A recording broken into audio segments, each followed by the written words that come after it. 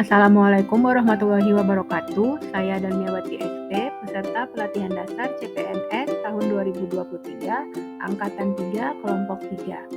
Pada video kali ini, saya akan menjelaskan tugas dari agenda 2, yaitu dengan materi loyal, adaptif, dan kolaboratif.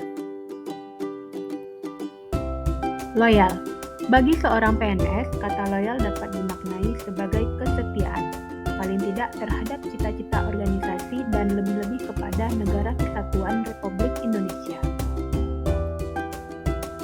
Loyal dapat diartikan berdedikasi dan mengutamakan kepentingan untuk bangsa dan negara.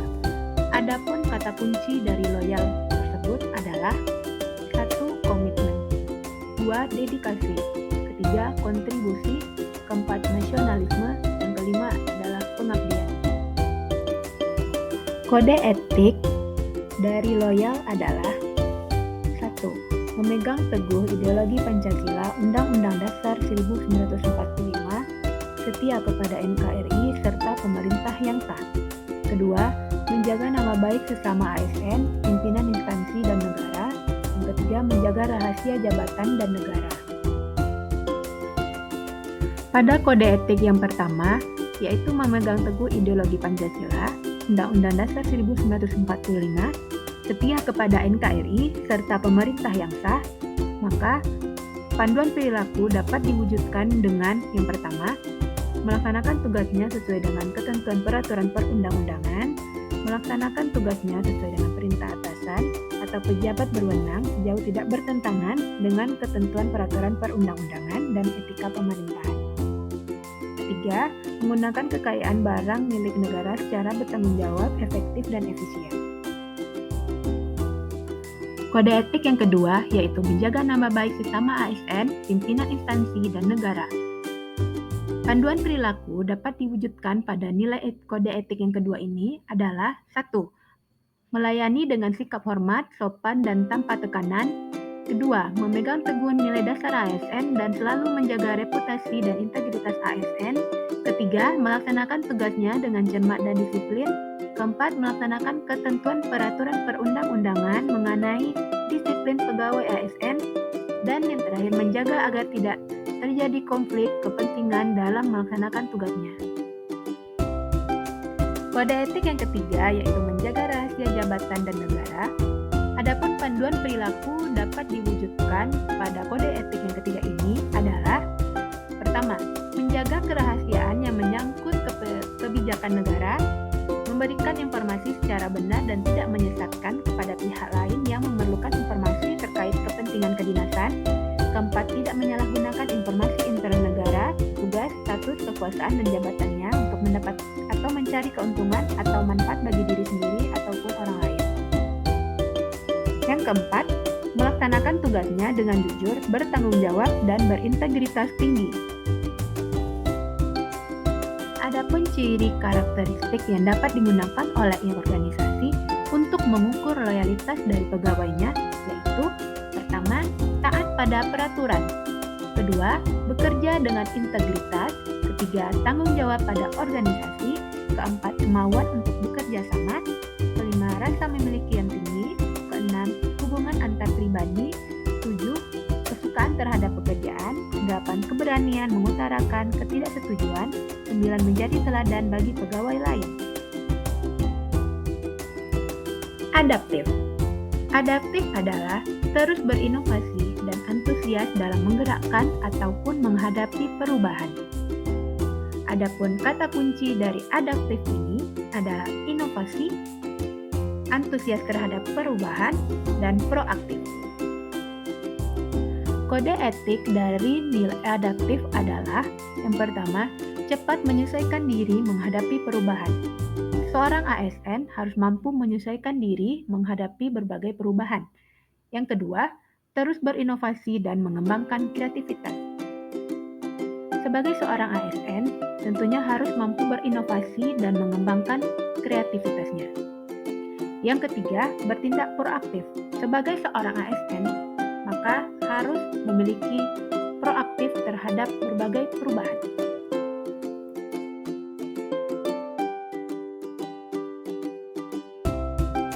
Menurut Manajemen Advisory Service UK, ada 9 elemen budaya adaptif yang perlu dipraktekkan dalam sebuah organisasi. Yang pertama, purpose, yaitu organisasi beradaptasi memiliki tujuan yang hendak dicapainya. Yang kedua, cultural value, di mana organisasi mengemban nilai-nilai budaya organisasi sesuai dengan karakteristik tugas dan fungsinya.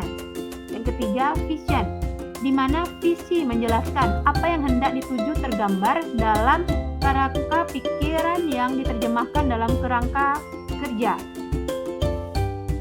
Yang keempat, corporate value, yaitu nilai-nilai organisasi juga menjadi fondasi penting dalam membangun budaya adaptif.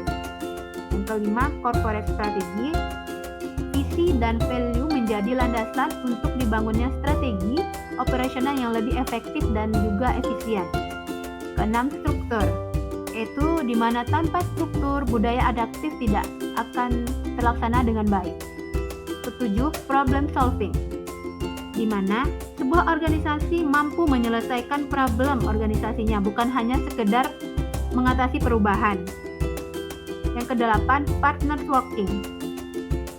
working, di mana organisasi memiliki penguatan adaptif budaya adaptif, di mana organisasi bisa belajar terhadap organisasi lainnya. Kesembilan, rules, yaitu aturan. Setiap organisasi memiliki aturan dan tidak dapat dihindari aturan tersebut dalam budaya adaptif. Penerapan budaya adaptif dapat mengantisipasi dan beradaptasi dengan perubahan lingkungan. Selanjutnya, memanfaatkan peluang-peluang yang berubah-ubah, serta mendorong jiwa kewirausahaan terkait dengan kinerja instansi, dengan memperhatikan kepentingan antara instansi, mitra, dan juga masyarakat. Kolaboratif, yaitu membangun kerjasama yang sinergis.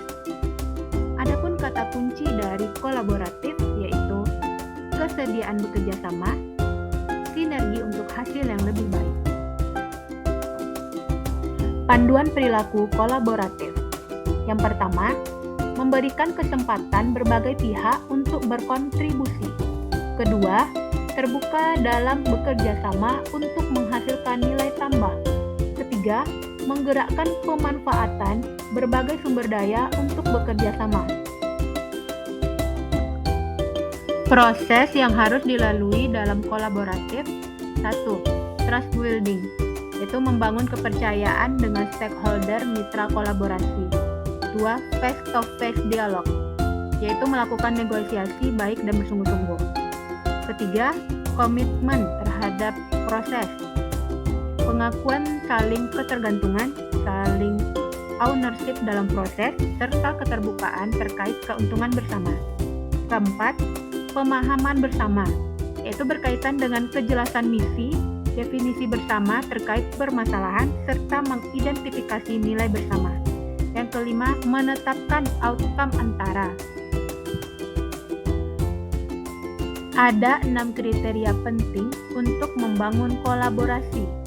1. Forum yang diprakarsai oleh lembaga publik atau lembaga. 2. Peserta dalam forum termasuk aktor non-state. 3. Peserta terlibat langsung dalam pengambilan keputusan dan bukan hanya dikonsultasikan oleh agensi publik. 4. Forum secara resmi diatur dan bertemu secara kolektif. 5. Forum ini bertujuan untuk membuat keputusan dengan konsensus, bahkan jika konsensus tidak tercapai dalam praktik. 6. Fokus kolaborasi adalah kebijakan publik atau manajemen. WOG atau World of Government adalah sebuah pendekatan penyelenggaraan pemerintah yang menyatukan upaya-upaya kolaboratif pemerintahan dari keseluruhan sektor dalam ruang lingkup koordinasi yang lebih luas guna mencapai tujuan-tujuan pembangunan kebijakan, manajemen program, dan pelayanan publik.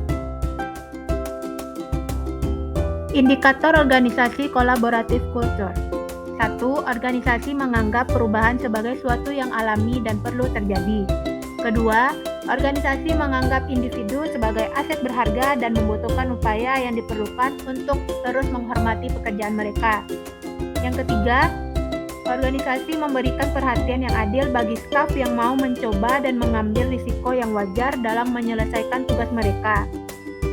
Yang keempat, pendapat yang berbeda didorong dan didukung dalam organisasi. Setiap kontribusi dan pendapat sangat dihargai. Yang kelima, masalah dalam organisasi dibahas transparan untuk menghindari konflik. Yang keenam, kolaborasi dan kerja tim antar divisi adalah didorong. Ketujuh, secara keseluruhan, setiap divisi memiliki kesadaran terhadap kualitas layanan yang diberikan.